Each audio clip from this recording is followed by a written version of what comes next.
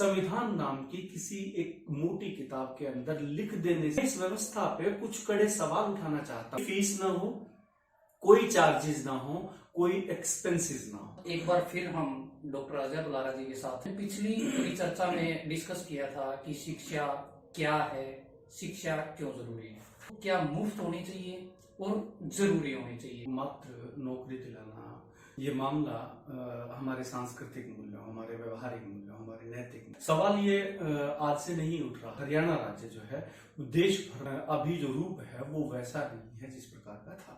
गहराई से मंथन कर क्या शिक्षा एक अधिकार है। यदि हम ऐसा कर लें कि शिक्षा को जो है वॉलंटरी शिक्षित नहीं कर पाए, 10 साल से लेके और करीब 25 साल तक शिक्षा का अनिवार्य होना और शिक्षा का मुफ्त होना क्यों आवश्यक है? जन कल्याण होता क्या है, हमारे अधिकार क्या है, अपने अधिकार भी पाने हैं, हमारे अपने हक भी पाने हैं, अपना अपना लाभ न लें। सरकार ने कानून बनाया लाभ उठा, कैसे हाशिए पे धकेल दिए जाए। शिक्षा का अनिवार्य किया जाना और हर व्यक्ति के लिए बड़ा आसान लगता है। जो पेड एजुकेशन है, हमारी औकात नहीं, इस तरह की व्यवस्था करनी होगी। मुफ्त करने का मतलब केवल फीस ना देना नहीं है। यानी पहली चीज तो मुख्य धारा शिक्षा से तो कट जाए, एक दूसरे के साथ व्यवहार करने का शिष्टाचार। परीक्षा शुरू होने से जस्ट पहले इसके घर में कोई मृत्यु हो, आप क्या चाहते हैं, देश को किस प्रकार के बालक देना चाहते हैं, हर पल उसकी प्रगति को जाना हो।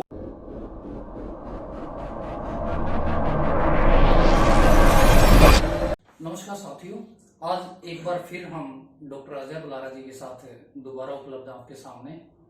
जैसा कि हमने पिछली परिचर्चा में डिस्कस किया था कि शिक्षा क्या है, शिक्षा क्यों जरूरी है, आज हम दोबारा एक बार इनसे जिक्र करना चाहेंगे, इनसे जानना चाहेंगे कि शिक्षा जो है वो क्या मुफ्त होनी चाहिए और जरूरी होनी चाहिए, सभी आदमियों को शिक्षा मिलनी चाहिए या नहीं। तो स्वागत है डॉक्टर अजय बुलारा जी। जी नमस्कार मनीष जी, धन्यवाद बहुत बहुत। और आप बड़ी सार्थक चर्चाएं लेके आ रहे हैं। देखिए, पिछली बार हमने चर्चा में बात की थी कि शिक्षा के जो वृद्ध उद्देश्य हैं वो मात्र नौकरी दिलाना या जीवन यापन के साधन बच्चे को सिखा देना, तौर तरीके सिखा देना मात्र नहीं है, बल्कि ये मामला हमारे सांस्कृतिक मूल्यों, हमारे व्यवहारिक मूल्यों, हमारे नैतिक मूल्यों और अंत में जीवन यापन के तौर तरीके, कौशल कला सिखाने के लिए भी जरूरी है। सवाल ये आज से नहीं उठ रहा है। भारत के अंदर यदि आप देखें कि पिछले करीब आप 2009 से लगा लीजिए, जब हमारी पार्लियामेंट ने राइट टू एजुकेशन एक्ट यानी शिक्षा अधिकार अधिनियम को पारित किया था, और उसके बाद 2010 से ये लागू हुआ था, और हरियाणा राज्य जो है देश भर में इसको लागू करने वाला पहला राज्य बना। लेकिन उसके बाद क्या हुआ वो आप उस पर गौर करने की जरूरत है कि उसको पहले दौर में ही शिक्षकों ने नकार दिया, अभिभावकों ने नकार दिया, और अंत में इसका अभी जो रूप है वो वैसा नहीं है जिस प्रकार का था। तो ये प्रश्न बहुत ही गहराई से मंथन करने का प्रश्न है कि क्या शिक्षा को मुफ्त और अनिवार्य कर देने से शिक्षा की गुणवत्ता के अंदर कुछ फायदा होगा या लोग शिक्षित अधिक हो सकते हैं। इस पे सोचने की बात है। देखिए, हम पहले उस पे ये देखते हैं कि क्या शिक्षा एक अधिकार है या राज्य द्वारा आपके कल्याण के लिए अन्य जन कल्याण की नीतियों की तरह से एक नीति होनी चाहिए, जिसको जो चाहे वो अवेल कर ले, जो ना चाहे उसके फायदे उठाना वो ना उठाए। यदि हम ऐसा कर लें कि शिक्षा को जो है वॉलंटरी छोड़ दें, तो बहुत सारे लोग बहुत सारे कारणों से अपने बालकों को शिक्षित नहीं कर पाएंगे। और यहाँ मैं पहले दौर की वार्ता की एक बात याद दिला दूं कि हम औपचारिक शिक्षा की बात कर रहे हैं, क्योंकि सीखना सिखाना तो जन्म से काफी पहले शुरू हो जाता है, और जब हम प्राण त्यागते हैं, देह त्यागते हैं, उस वक्त अंतिम चीज को हम सीखते हैं कि देह को त्यागना क्या होता है। तो मैं पूरे सीखने सिखाने की प्रक्रिया में से केवल एक पोर्शन, जो कि आप ये मानिए कि एक बच्चे की पूरी जिंदगी के अंदर 10 साल से लेके और करीब 25 साल तक, यानी एक बड़ा पोर्शन जो है औपचारिक शिक्षा के अंदर एक बच्चा लोकतांत्रिक व्यवस्था के अंदर बिताता है या नहीं बिताता है, ये इसके बहुत सारे कारण हैं। और हम ये देखें कि वो क्यों नहीं बिताता है, तो फिर हम इन चीजों को समझ पाएंगे कि शिक्षा का अनिवार्य होना और शिक्षा का मुफ्त होना क्यों आवश्यक है। हम पहले एक शब्द को लेते हैं कि शिक्षा का अनिवार्य होना आवश्यक है क्या। यदि शिक्षा अनिवार्य ना हो तो क्या होगा। बहुत सारे लोग जिनके पास पहनने के लिए वस्त्र ना हो, जिनके पास खाने के लिए एक वक्त की रोटी ना हो, जिनके पास वैसे सधे हुए विचार ना हो कि जन कल्याण होता क्या है, हमारे अधिकार क्या हैं। देखिए, एक लोकतांत्रिक व्यवस्था के अंदर हमारे पास दो तरह की चीजें संविधान के अंदर लिखी गई हैं। एक आपके अधिकार हैं और दूसरे आपके कर्तव्य हैं। और राष्ट्र की प्रगति हो या जन कल्याण की बात हो, दोनों ही के अंदर हमें दोनों को बराबर रूप से निर्वहन करने की आवश्यकता होती है। हमें अपने अधिकार भी पाने हैं, हमारे अपने हक भी पाने हैं, ताकि हम एक गरिमापूर्ण जीवन व्यतीत कर पाए।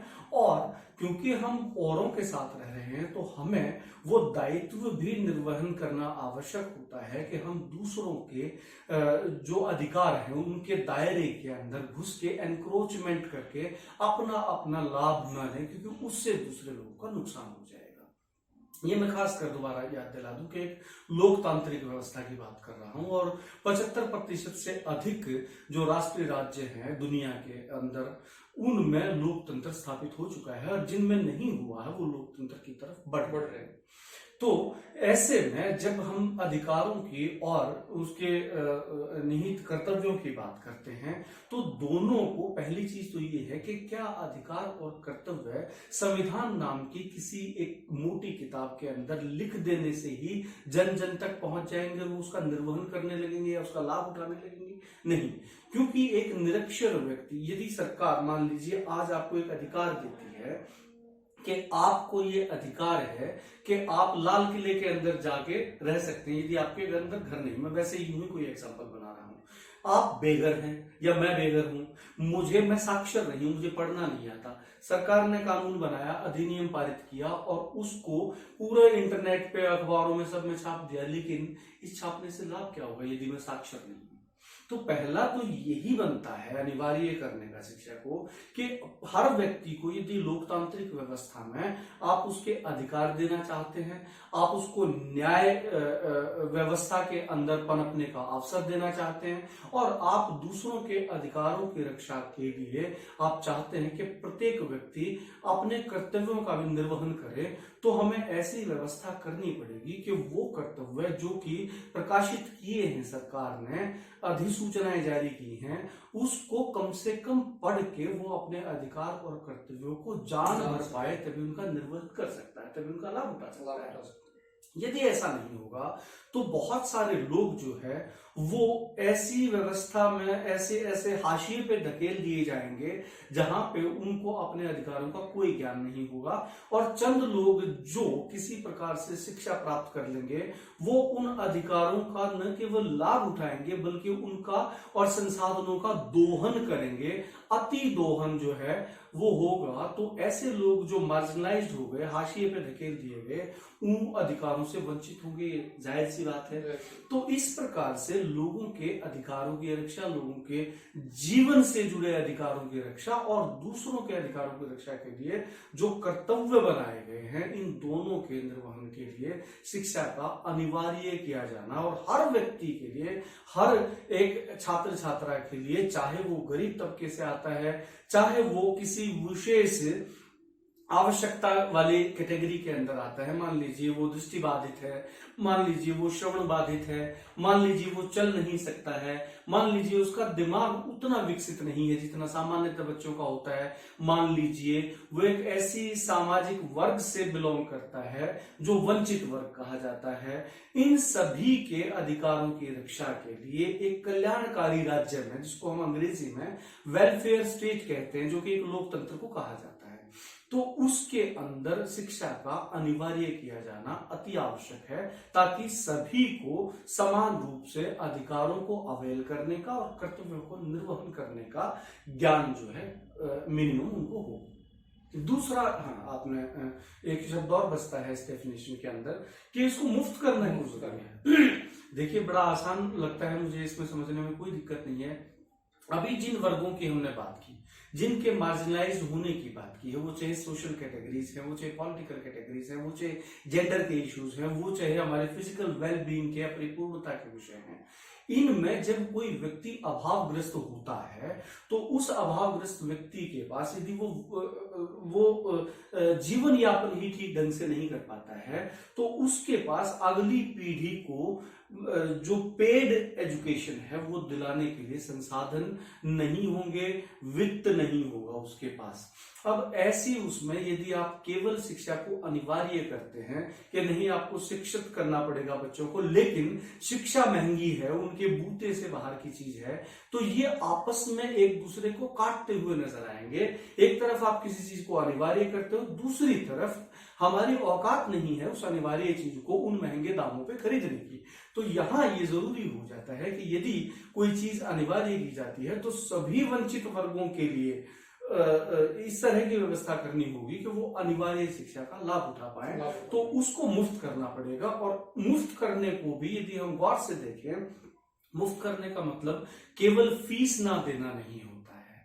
शिक्षा के ग्रहण करने के लिए बालक जब घर से चलने की तैयारी करता है तो खर्चे शुरू हो जाते हैं। किस किस तरह के खर्चे होते हैं? आप यदि शिक्षक हैं, यदि निजी स्कूल के मालिक हैं या सरकारी स्कूल के भी शिक्षक हैं, तो आप चाहेंगे कि बच्चा नहा धो के आए। नहा धो के आने के लिए बच्चे को एक साबुन की टिकिया की जरूरत पड़ेगी। आप चाहेंगे कि बच्चा जो है आपने जो निर्धारित किया है ड्रेस कोड वो पहन के आए, तो वो अपने पुराने फटे कपड़े तो पहन के नहीं अलाउड है, उसका उस पर खर्चा होना शुरू हो जाएगा। उसको बूट चप्पल खरीदने पड़ेंगे, उसको एक टिफिन में खाना लाना पड़ेगा, उसको एक बैग खरीदना पड़ेगा, उसको कुछ किताबें खरीदनी पड़ेंगी, उसको स्टेशनरी, पेन, कलम, दवा सब कुछ खरीदना पड़ता है। ये ऐसे अनदेखे खर्चे हैं जो फीस से अलग हैं। इसलिए इस एक्ट में बहुत खूबसूरती से 3 शब्दों का समावेश किया गया मुफ्त को डिफाइन करने के लिए कि कोई फीस ना हो, कोई चार्जेस ना हो, कोई एक्सपेंसेस ना हो। यानी किसी प्रकार के charges, library fund, cycle fund, भ्रमण फंड, ये फंड वो फंड, इनको हम चार्जेस में गिनते हैं, ये ना हो। फीस मैंने बता दिया ट्यूशन फीस है ये ना हो, या दाखिला फीस है ये ना हो। और तीसरा जो है कोई इनडायरेक्ट एक्सपेंसेस भी उसको बेयर ना करने पड़े। इसलिए जब अनिवार्य व्यवस्था की जाती है शिक्षा की, तो मनीष जी मुझे लगता है कि इसको मुफ्त करना पहले ही सोपान पे आता है, अन्यथा अनिवार्य करने का कोई लाभ किसी को नहीं मिल पाता। अभी शायद बहुत से राज्यों में मेरे ख्याल से मुझे ऐसा लगता है कि सरकार फिलहाल भी मुफ्त शिक्षा प्रोवाइड कर रही है और ड्रेसेस वगैरह भी प्रोवाइड कर रही है। और अभी जो आरटी एक्ट बनाया है उसमें शायद जो स्टूडेंट्स हैं उनको पास करना भी अनिवार्य कर दिया गया है। जी। इस प्रकार की इन चीजों से क्या हमारे बच्चे शिक्षित हो पाएंगे, या उनको जबरदस्ती हम सर्टिफिकेट देकर आगे बढ़ा रहे हैं, उनसे हमें मूल्य मिल रहे हैं नहीं मिल रहे हैं, उन पर आप क्या कहना चाहेंगे? बहुत ही इंपॉर्टेंट और बहुत चर्चित सवाल है मनीष जी कि पास फेल ना करें और बच्चों को अनिवार्य रूप से साल दर साल अगली कक्षा में भेजते हैं, उससे क्या लाभ होगा। और दूसरा आपने कहा है कि उनको क्या मैं चाहूंगा कि आप दोहरा दें, इसका दूसरा भाग क्या था इसका? अनिवार्य रूप से पास करना एक हिस्सा था इसका, और दूसरा सरकार के लिए बताया कि सरकार ने ऑलरेडी ड्रेसेस भी हमें प्रोवाइड कर रखी हैं, मुझे खाना भी प्रोवाइड कर रहे हैं, किताबें भी शायद स्कूलों में प्रोवाइड कर रहे हैं। जी। तो बहुत बार आपने ये सुना होगा कि जो लोग इस व्यवस्था के खिलाफ में कहते हैं कि बच्चों को बुला के दलिया खिचड़ी का लोभ दे के स्कूल में बिठाया जाता है और पढ़ाई वढ़ाई नहीं हो रही है। कुछ हद तक की बात सही है और इसके कारण पे मैं आऊंगा, लेकिन पहले हम ये देखते हैं कि व्यवस्था क्या है। देखिए, मैंने अभी जब बात की थी एक्सपेंसेस की, बात की थी चार्जेस की, बात की थी फीस की, इनके अंदर आप देखिए हमने ये भी बात की थी कि उसको टिफिन की जरूरत है, हमने ये भी बात की थी कि उसको स्टेशनरी की जरूरत है। ये चीजें अनिवार्य जो प्रावधान किया है शिक्षा को अनिवार्य करने का, उसके लिए आपको लगता है कि गैर जरूरी है?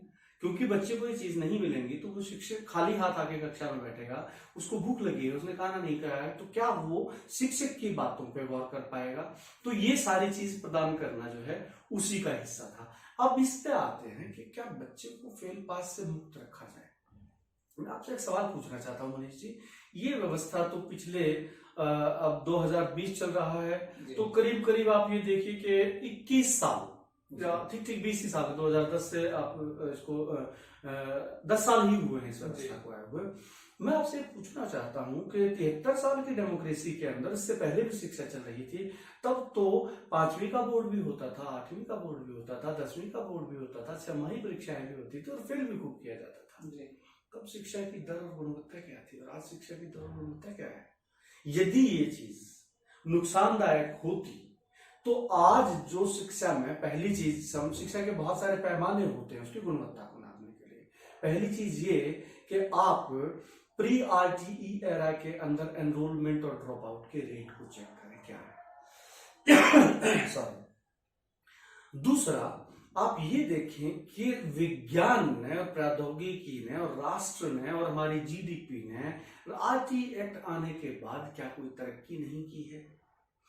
और मैं ये भी कहता हूं कि इंसान के जीवन स्तर के ऊपर भी, लाइफ इंडेक्सेस के ऊपर भी ध्यान देने की जरूरत है कि एक बालक, मान लीजिए उसको बहुत अल्प ज्ञान हुआ है। पहले की व्यवस्था में क्या होता था, आप 33% ज्ञान अगर बच्चे ने अर्जित कर लिया या किसी प्रकार नकल से या किसी अन्य सहायता से उसने परीक्षा के अंदर सही जवाब लिख दिए हैं, तो क्या गारंटी है कि उसको उस स्तर का ज्ञान प्राप्त हो गया है, उस स्तर के कौशल प्राप्त हो गए हैं। और यदि मैं आपको ये कह दूं कि आपको यदि एक बार में 500 मिलीलीटर ऑक्सीजन की आवश्यकता होती है और मैं कह दूं आपको 33% ऑक्सीजन दे दूं, क्यों आप सर्वाइव कर पाएंगे? नहीं। मैं इस व्यवस्था पे कुछ कड़े सवाल उठाना चाहता हूं कि जो पहले वाली पास फेल की व्यवस्था थी जिसके अंदर 33% लेके भी अगले स्तर पे चढ़ा जा सकता था, और आज की व्यवस्था में मुझे कोई खास विशेष अंतर नहीं लगता है। लेकिन इसको दूसरे दृष्टिकोण से देखा जा सकता है कि यदि बच्चा साल दर साल पास होकर 8वीं तक पहुंच गया, पहले की व्यवस्था में वो बच्चा निश्चित तौर पे 8वीं तक नहीं पहुंचता, उसको पास नहीं कर पाता, तो क्या होता, वो बच्चा दूसरी में, तीसरी में, 5वीं में, यानी किसी भी प्रकार से मौलिक स्तर तक जाने के पहले ही कहीं ना कहीं ड्रॉप आउट हो गया होता। ड्रॉप आउट बच्चा क्या करता है, ड्रॉप आउट बच्चा या तो परिवार का कोई धंधा हो उसमें लग जाएगा, वो मजदूरी करते हैं, मजदूरी करेगा, दुकान चलाते हैं, दुकान पे रेडी पे खड़ा होना शुरू हो जाएगा। यानी पहली चीज तो मुख्य धारा शिक्षा से तो कट जाएगा। दूसरी चीज है कि उसको चाइल्ड लेबर की ओर अनायास ही धकेल दिया जाएगा, क्योंकि उसके प्रति जो लोगों की सोच है वो इस तरह की हो जाती है कि तेरे को कुछ करना तो है नहीं, नौकरी वोकरी तेरे को अब मिलेगी नहीं, तो अब तू धंधे में लग जा, तो निश्चित तौर पर चाइल्ड लेबर की तरफ, जो कि प्रोहिबिटेड है इंडिया के अंदर।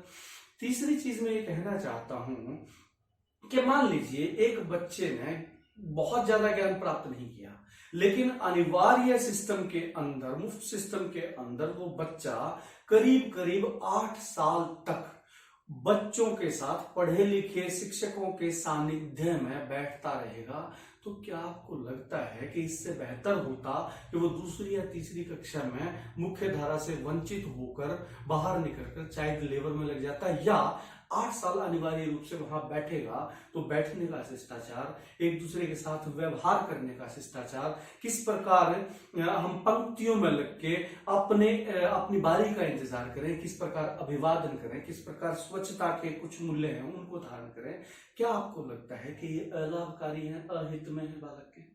नहीं है। दूसरी चीज अब देखते हैं कि बोर्ड परीक्षा ये मैं आपको याद दिला दूं, फेल पास या परीक्षा ना होना इसमें कहीं नहीं है। इसको गलत तरीके से इंटरप्रेट किया जाता है और ये उन लोगों के द्वारा किया जाता है जिन्होंने इसको ढंग से पढ़ा नहीं है, इसकी आत्मा को जाना नहीं है। इसमें केवल 8वीं तक बोर्ड परीक्षा की मनाही है। मैं आपको अगर कहूं कि आप इस आरटीई का सेक्शन 29 देखें और 29 के जी सब सेक्शन पे जाएं तो वहां पे एक बहुत खूबसूरत चीज लिखी है, CCE, और जिसको हम कॉन्टिन्यूअस कॉम्प्रिहेंसिव इवेल्युएशन के नाम से जानते हैं, जो कि बहुत ही दुर्भाग्यपूर्ण बात है कि हमारे शिक्षकों ने ठीक से न समझा, न उनको समझाया गया। इस CCE के अंदर 2 शब्द हैं, एक तो है सतत और एक है व्यापक। सतत और व्यापक को समझने की आवश्यकता है। सतत का मतलब कॉन्टिन्यूअसली। देखिए, इवेल्युएशन शब्द आप समझते हैं, इवेल्युएशन शब्द हम टेस्ट को, परीक्षण को, मूल्यांकन को ही कह रहे हैं, तो परीक्षा को मना नहीं कर रहे हैं। वो कहते हैं कि कॉन्टिन्यूअसली करो, ना कि 3 महीने में, ना कि 6 महीने में, ना कि 5 साल के बाद एक बोर्ड परीक्षा में।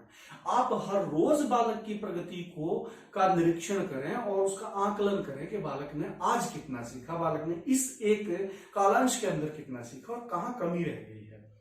होता क्या था, इस प्रकार की व्यवस्था के अभाव में बालक जो है पूरा साल पढ़ेगा, एनुअल परीक्षा के अंदर फेल होगा तो लौटने के लिए उसको 1 साल पुनः जो है रिपीट करनी पड़ेगी।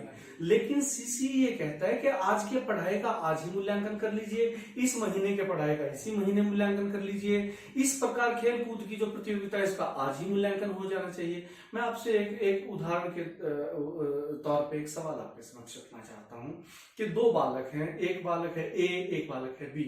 ए बालक पढ़ने में बहुत ही अच्छा है, बहुत शिक्षकों का आदर करता है, सभी के साथ सौहार्द के साथ रहता है। बी बालक उच्छृंखल है, ज्यादा चंचल है, विद्यालय में नहीं आता है और बच्चों के साथ मारपीट करता है। लेकिन परीक्षा के दिन ये जो बालक उच्छृंखल और चंचल था, इसको किसी प्रकार की बाह्य सहायता प्राप्त हो जाती है और ये परीक्षा पत्रिका के उत्तर पुस्तिका के ऊपर सारे सवालों के जवाब सही लिख देता है, लेकिन ये उतने ही लिखता है जितने इसने ठीक से ग्रहण किए। या इससे भी बुरी स्थिति हो, परीक्षा शुरू होने से जस्ट पहले इसके घर में कोई मृत्यु हो जाए। 8वीं क्लास के छोटे बच्चे की बात कर रहा हूं, मृत्यु हो जाए, आपको क्या लगता है ये परीक्षा में पूरे एकाग्रचित होकर पूरे साल जो पढ़ा गया उसको डाल पाएगा?